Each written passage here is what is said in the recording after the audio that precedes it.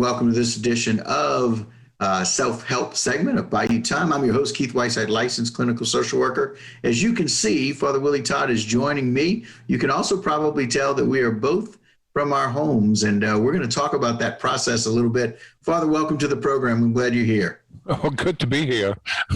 After all the technical problems just trying to be here we are. Well, it's really interesting. It's a good starting point, I think, because quite frankly, we're at a point where we're having to navigate things very differently.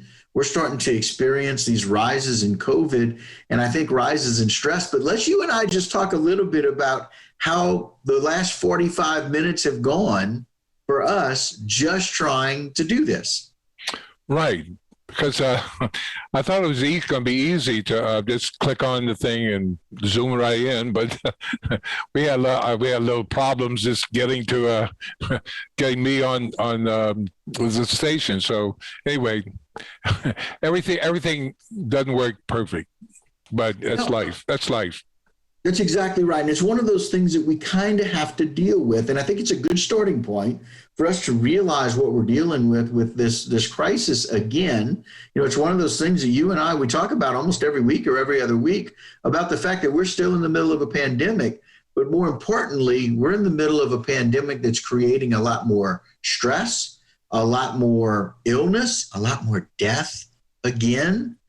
And just for you and I to be able to come on, to be able to share these ideas and these concepts about COVID stress took about 45 minutes. It took 5 different people. It took multiple different computers. I mean, it takes having to hold a microphone to you and a hearing piece to your ear so we can make this work.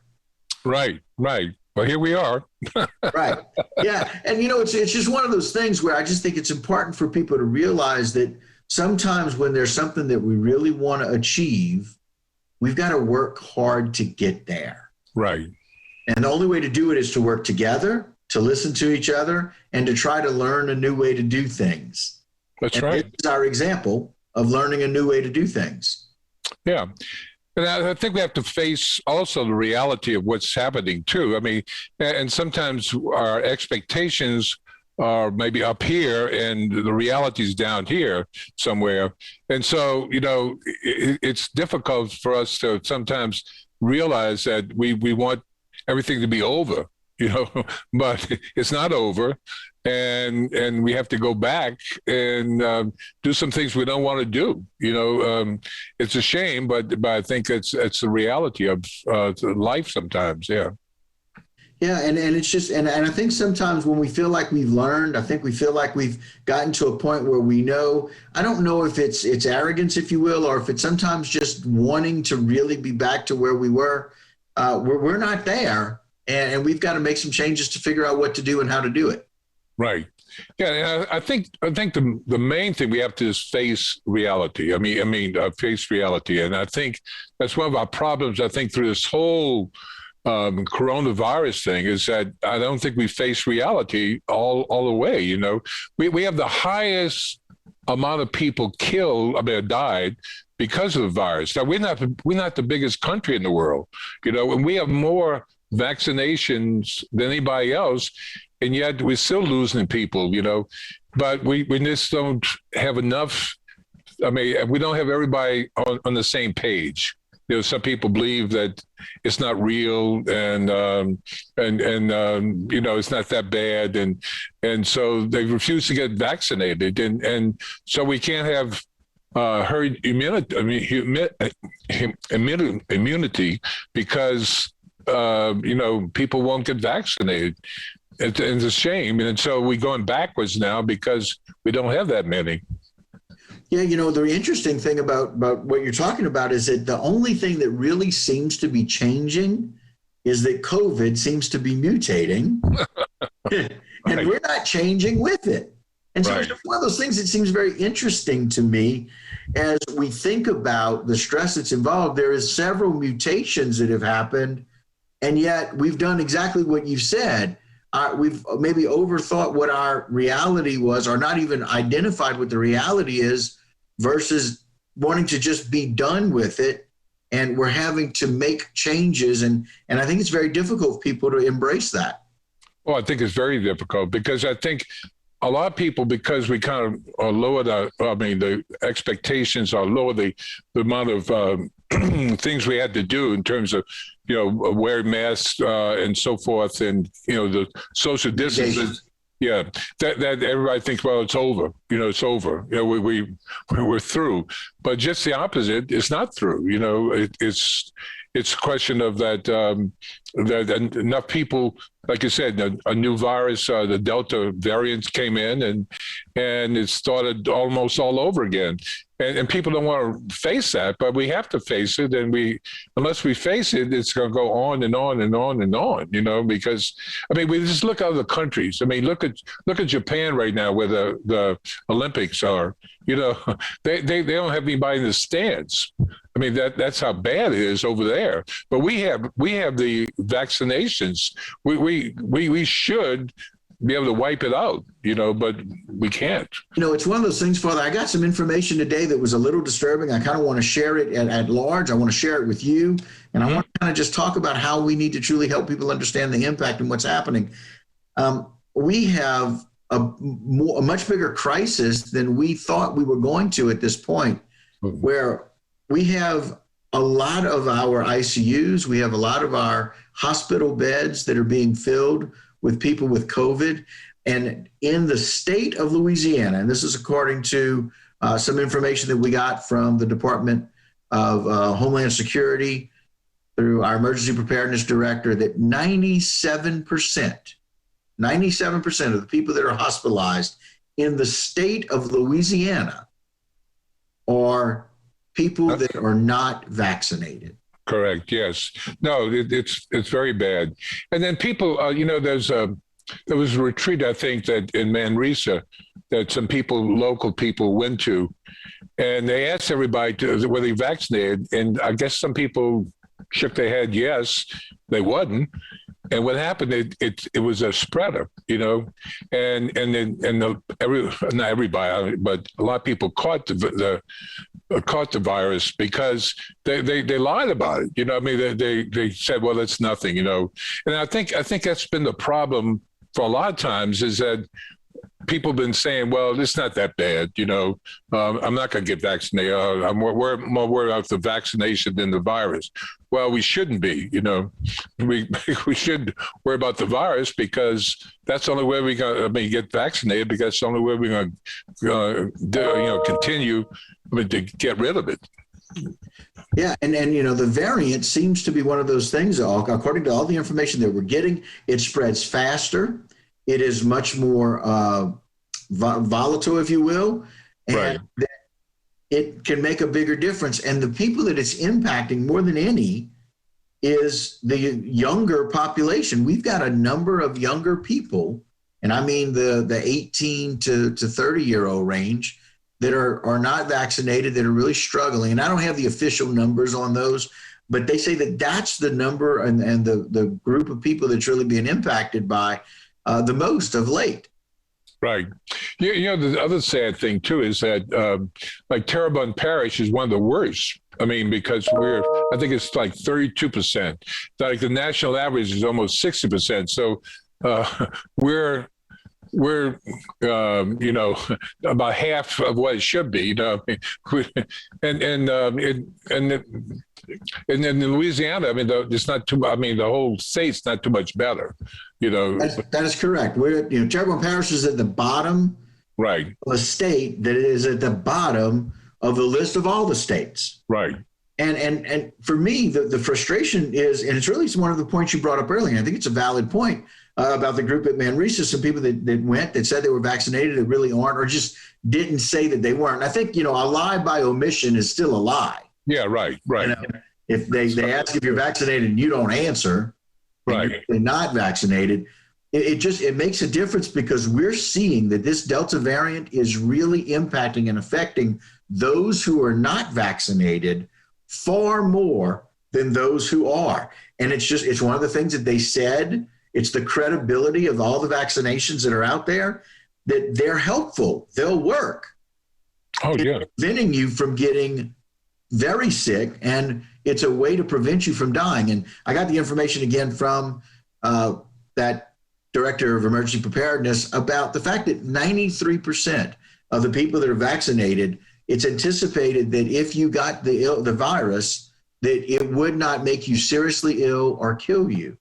Right. People that are right now that are very sick, 97% of them in our local parishes in the state of Louisiana, 97% are unvaccinated people. I'm not sure what else to make an impact about how valuable the vaccination would be against the virus. Well, after every mass just about every mass at Grand Isle, where I'm helping out right now, I give a little spiel, but I'm not sure how many people are actually listening. But at least I hope now that maybe some people are listening. I just encourage people to get vaccinated, because that's the only way we're going to get rid of it. I mean, it's the only way we're going to get beyond herd immunity that we need. Right, herd immunity, yeah. And it's really interesting. We've only got a minute left here, Father, but it's interesting to me that it seems like in an effort for people to want to get back to normal, they've stopped doing these mitigation processes. And instead of getting back to normal, we've gotten back to a much more difficult time. Yeah. Well, I think another thing, too, is that we have to learn to listen to the experts and not the politicians or the people with conspiracy theories and all that kind of stuff, because unfortunately, too many people listen to these people, and they, everybody's suffering. Everybody's suffering, period. And listen, one of those things that we're dealing with is that we're having to do things differently because COVID is changing our lives once again. That's true. Here we are. Yeah, here we are trying to find a way to Zoom together and not being able to be face to face because we're still having that polarization, if you will, of those people that don't want to be vaccinated and those people who are. And we're just seeing some big lines in the sand with that. Yeah.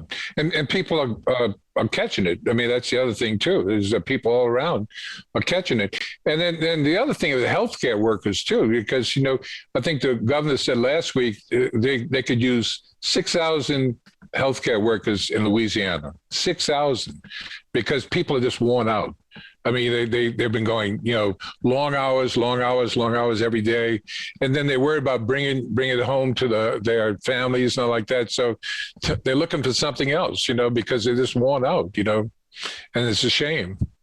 Yeah, I will tell you, Father, even before these recent spikes, and we've had some significant recent spikes, both in COVID positive patients, certainly recent spikes in hospitalizations, and now spikes in people who are on ventilators and people who are passing away from this Delta variant. Again, some of the information we got just today is that 97% of the people that are seriously ill in our hospital systems have COVID-19 and they have the Delta variant. And the problem with that is that those are the people that are not vaccinated. Yeah, and they could have been. I mean, that's the thing. And they could have been. Every one of those persons had an opportunity to be vaccinated. They chose not to. The important thing to me, and the more important factor, is that we were having a shortage of healthcare providers before this recent rise. Right, that's true. And now we're having a dramatic increase in shortage. 6,000 healthcare workers across the state. That's a big deal. That's a big deal. Because what happens to the ones that are trying to provide care now? Because I'll tell you, there's a lot of people that have left the health profession. Right. Because of COVID. Sure. Yeah. And I don't understand people that don't want to be vaccinated.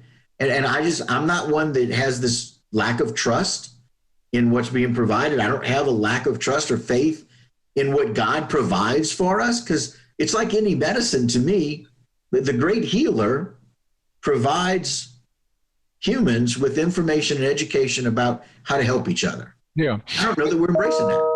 And we've been vaccinating people for a long time too.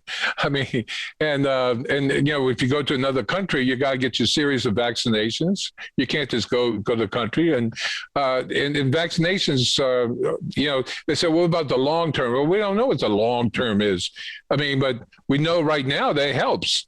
I mean, it helps a good deal. So do what you got to do now, Yeah, and this is the second wave, I think, of education. The first wave is that we dramatically decreased our numbers when the vaccination came out and people got it. Right. And now we have a Delta variant that's causing a lot of people to get sick. And right now in the state of Louisiana, 97% of those people are sick in a hospital because they were not vaccinated. Right. The second wave of education of reality. You mentioned that earlier. The difference between what we're being hopeful for and reality. We've got to be realistic about what's happening. Yeah, and the other thing too is I keep saying, listen to the experts, listen to the doctors. You know, a lot of times you hear people putting down the doctors, you know, like that. Dr. Fauci, you know, the other people, they know what they're talking about, and everything that's said has come out true. You know, that's the sad part. You know, that they warned us that if you go down this path, you know, there's danger. You know, so listen to them. Right. And, you know, it's really interesting to me. I don't know that you've had to be involved in conversations about people that are very much against getting the vaccination. Does that impact you on a personal level or a professional level? Well, I tell you one thing. My real quick story. I have a brother and his wife that wanted to go visit my another brother, and back to his birthday in Houston, and they couldn't. They wasn't vaccinated, so so they asked me, "Why don't you get vaccinated?" Well, I was waiting for herd immunity. Well, why don't you get it? You know. I mean, you know, why don't you help the cause? Because you know, and I don't know why they didn't, but anyway, it's crazy. I mean, it's crazy, really. Well, yeah, we can't get herd immunity if there's so many people in the herd that won't get vaccinated. That's right. That's right. That's it. The herd's only as strong as the strength that you provide them. The last minute we have here, Father, for this particular segment, I appreciate your perspective and your input. I just kind of want to see if there's a message that you have out there, like the message you send out or say at the end of every Mass, your spiel in just about 30 seconds to let people know what the right thing to do is. Well, I mean, to me, it's a Christian thing to do. You know, in other words, to get vaccinated, because you're not only helping yourself, but you're helping your neighbor. You could be a carrier, and you stand a better chance of being a carrier if you're not vaccinated. So, I mean, love your neighbor as yourself means that you need to get vaccinated. Father, I always appreciate your time. Thank you so much for everything you provide and bring to the table. It's appreciated. Okay, thank you. All right, God bless. And again, that's Father Willie Todd. Very thankful for him sharing with us. And that is going to do it for this self-help segment. Don't go anywhere. A lot more local programming to continue on HTV. Thank you for joining us.